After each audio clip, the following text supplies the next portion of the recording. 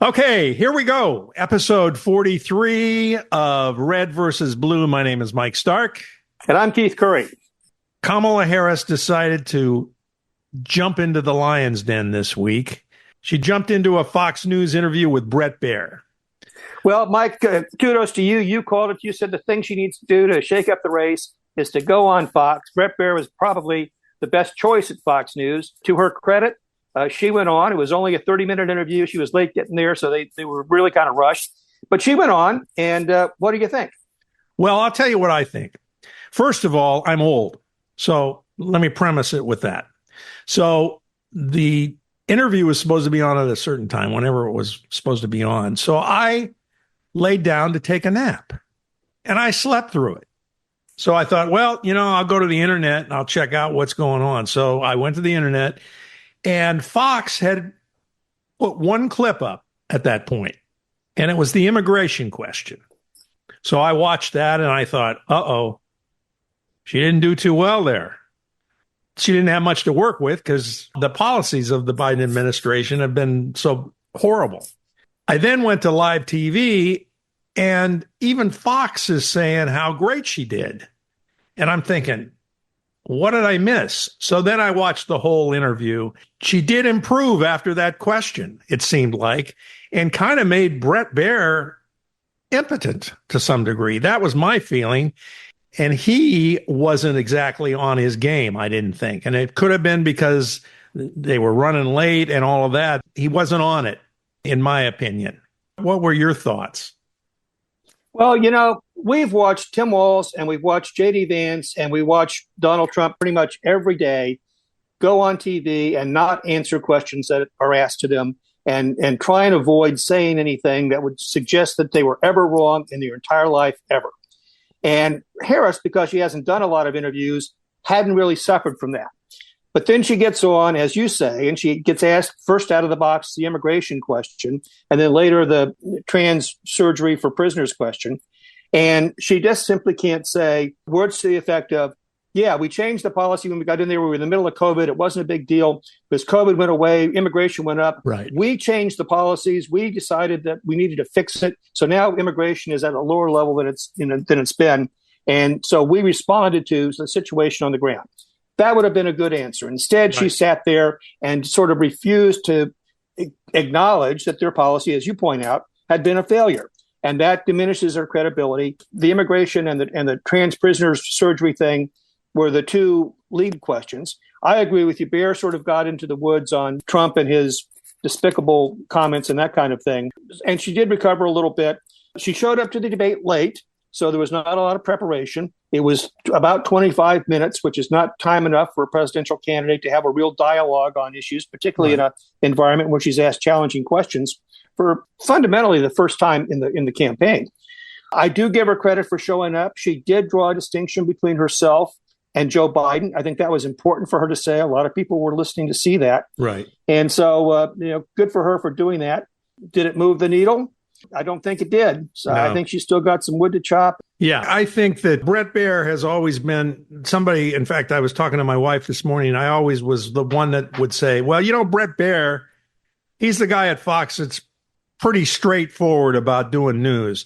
I thought he was pretty biased, to be honest with you, with the questioning he did. I thought he was on the attack the whole time. And she didn't take the bait a couple times. When he asked her, what, do you think the Americans are stupid? That was a baited question if there ever was one, and she handled it beautifully, I thought. So there were some beautiful moments in it for her. And as Bret has pointed out since, she was looking for some viral stuff, and she got some viral stuff without a doubt. Well, she had some good responses, but, again, it's his job to ask tough questions. And now you know how Trump voters feel every time Donald Trump gets asked any kind of questions. They always think the press is biased against him. I think he deserves credit for asking tough questions and for not allowing her to stick with the talking points. But 25 minutes is just not enough time to have the kind of interview that could have been and should have been. I saw some stats this morning that was the highest rated Fox show in 4 years and the biggest rated show of all of the media that Kamala Harris has done. And that includes 60 Minutes. A lot of eyes were on that. There were. It was a very important moment for her to speak. Now, it's unfortunate that it ran live in California at 3 p.m. and not at 6 p.m. in the evening when everybody's home. But even at that, it was, as you point out, a very highly rated broadcast. She had other outreach this week. She spoke at the place where the Republican Party was founded in Ripon, Wisconsin, with 100 other Republican officials who had endorsed her. She actually used the words "city on a hill," which is Ronald Reagan's great quote, which he stole from Jack Kennedy, which Jack Kennedy stole from John Winthrop in her language. So I give her credit for at least attempting outreach to Republicans. What nobody apparently has told her is the way to do that is by modifying some of your policies, but she's out there trying. We're going to talk about Trump's media this week, which is interesting, but I'm waiting for Trump to go on with Rachel Maddow. Yeah, I don't think that's going to happen. He canceled his interview with CNBC. Now, if Donald Trump can't go on CNBC, the business network, and talk to those guys about his plan, he's not going to go anywhere. He's certainly not going to go on MSNBC. Okay, so what was Trump doing this week? First, he did a forum in Georgia with Republican women. These were hand-selected members of the Republican Women's Club, where he was asked very softball questions. And I was working on the computer while I was listening to it. I'm going, lie, misrepresentation, lie. I mean, he just was unfettered by the truth, we'll just say, during that presentation. He also spoke to the Chicago Economic Club, a very prestigious group in Chicago, where he was interviewed by the executive editor of Bloomberg.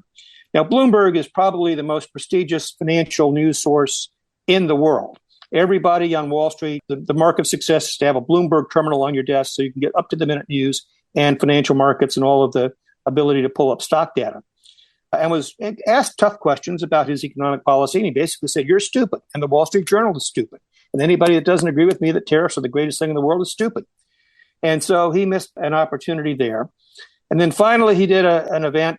Apparently it was hot and two people faded. So we saw Tim Walz in a recent rally who stopped things, called the paramedics in, told everybody to hydrate and stay cool. Trump said, "Okay, the paramedics are there. I'm going to stop taking questions from the audience and let's play music." And he played Ave Maria. Now, if I'm the guy lying there in the bleachers and I hear Ave Maria, I'm going to have some second thoughts. But it was apparently so successful that he says, "Let's play the Pavarotti version of Ave Maria." Yeah. And then they played music for 40 minutes, I think finishing up with YMCA. And they said, "We don't need any more questions. We're good." And left the stage. So that was sort of his week. And what's happening, I mean, to be serious about it, is that Trump is raising questions about his own cognitive ability. That was the silver bullet that he had against Biden. The more he does this stuff, the more a lot of his supporters don't care. But whoever those independent voters are, people are watching and taking note. Okay, so all of this media and everything, where do the polls sit now? There was a new poll by Harvard University and the Harris Organization. The Harris is the second oldest polling organization to Gallup. Very good reputation. Harris at 49, Trump at 48. So they've got it dead even.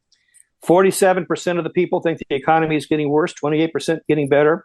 Top issues, inflation, 39%, immigration, 35%, the economy and jobs, 29%, women's rights, 17%. Absolutely none of that is good for the Harris campaign.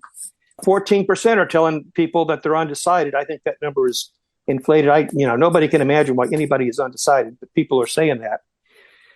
Here's what's interesting, Mike. You can make a bet on this election, and more than $1 billion apparently have been bet. Wow. The betting odds are 62% for a Trump victory, 38% for Harris. You're kidding Trump me. gained 2.5% in the betting odds after the Fox interview with Harris. Wow. 62%. That's a pretty good percentage, isn't it?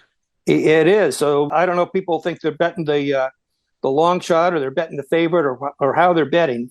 But that certainly does not comport with any of the numbers that we've seen in elections. But here's another interesting statistic. More than 5 million Americans, it's probably 6 million by today, have already voted. Over 750,000 people in Georgia have voted in the first 2 days, setting an all-time record there. Democrats are still leading in the early vote, but Republicans are not as far behind as they have been traditionally. So there is going to be, it looks like, a very good turnout. Here's another interesting statistic. Since 2020, there are 1.2 million more Republicans registered and 800,000 fewer Democrats registered nationally. Now, those are distributed in different places that Sure. may or may not be important, but it tells me that this race is very close. It's going to be based on turnout, and all of those numbers sort of, it's like a tree bending in the sunshine, inexorably sort of bend towards Trump. If he can get out of his own way, he might be in pretty good shape. I don't know. With the stats you're giving me, he doesn't even have to change. It seems like he's doing well, even with all of his fumbles. It's a confounding kind of phenomenon. Yeah, absolutely. I think that kind of brings us up to date, but a couple of house cleaning things to do. You went and saw The Apprentice. I did. So America really didn't need a movie to know that Donald Trump was a despicable human being who was utterly unsuitable to be the president of the United States. But now we have one. And it goes back to the Donald in New York in the 1970s and 80s and his relationship with Roy Cohn, who was the lawyer for the McCarthy hearings. Cohen is basically credited with making Trump the guy that he is and giving him the never admit you're wrong, always attack philosophy that has certainly characterized Trump in this campaign and during his previous career. It is not a flattering portrait of Donald Trump. I'm not sure how many people are going to see the movie, but it's one more cultural touchstone of why people would be cautious about Donald Trump. It's actually, by the way, a pretty interesting movie. I don't think it's going to be a real Oscar contender, but it was well acted and the scenes were well scripted and developed. And if you've been to New York in the 1970s and understand the grittiness there, that was on full display. Right. And as I think I mentioned last week, Roger Stone gave the performance of Jeremy Strong a rating, said it was uncanny how close he was to Roy Cohn. And Roger Stone himself was depicted in the show as mostly a young kind of goofball, but the Roy Cohn character was very strong. Yeah. Okay. The other thing we need to talk about is you went to visit your pal Mike Johnson, the Speaker of the House. Well, Mike Johnson was in California in Orange County doing a fundraising blitz. He is a very personable guy. He's a fraternity brother. We got to talk about Kappa Sigma a little bit. And he does, by the way, a great Trump impression. I mean, he gets on and does Trump on the phone, and he sounds better than Trump does. Wow. He's stumping for candidates. He said that he's raised $27 million in the third quarter. He's been to 250 cities. He's been in 40 states. I will just tell you this. He made the better case for Trump than Trump makes for himself. Trump should get COVID for 2 weeks and go lie down and let guys like Mike Johnson and other people go out and speak for him. He'd do better in the campaign. But he was fairly optimistic. I mean, in the House, I think the Republicans are going to get the Senate because they're ahead in two races. The House is going to be pretty evenly split. There are 6 races in New York and 6 races in California that are going to make the difference. And he's out working very hard on them. I wanted to ask you one more thing before we close out. What's going on with the Cruz race in Texas? Cruz is up by about 6 points and realizes he's in trouble. That is, if the Democrats are going to win a race, it's that one. They had a debate. Cruz, once again, just like we talked about at the top of the show, refused to, acknowledge mistakes that he's made. He tried to just ignore facts. Allred is running a very good campaign. Very hard for a black Democrat to win in Texas in the presidential year, but he's making a race of it and being a credible candidate. So next week, what do we look forward to this coming week? Is it just more of the same? Lots of media, lots of rallies and so on? Harris is going to do a town hall on CNN on Wednesday, and it will be a different dynamic with the moderators. CNN will be challenged to ask her not softball questions. She still needs to have a Sister Souljah moment where she makes that sort of break and gives people confidence to vote for her, particularly moderates and independents and Haley-leaning Republicans, to make herself a safe space. She hasn't done that yet. This might be her last chance to do it before the die is really cast. So I think it's going to be critical for her, what she says. Well, we will be here. We're enjoying this. We were just talking before we went on the air when we're going to end the show. And, originally we were talking about ending it at Election Day. But as Keith pointed out to me, they'll still be counting votes long after the election's over. So, obviously we're going to go past the election. And I said, well, maybe we'll be going till January 20th. We could. We very much could. And Mike, we should make special reference because we talked about Jimmy Carter. He was 100 years old. Jimmy Carter said he wanted to stay alive long enough. He's in hospice to vote for Vice President Harris. Early voting opened this week in Georgia. His ballot has been cast. So President Carter can die a happy man. He's accomplished his purpose at 100 years old, a full and complete life. Wow, amazing.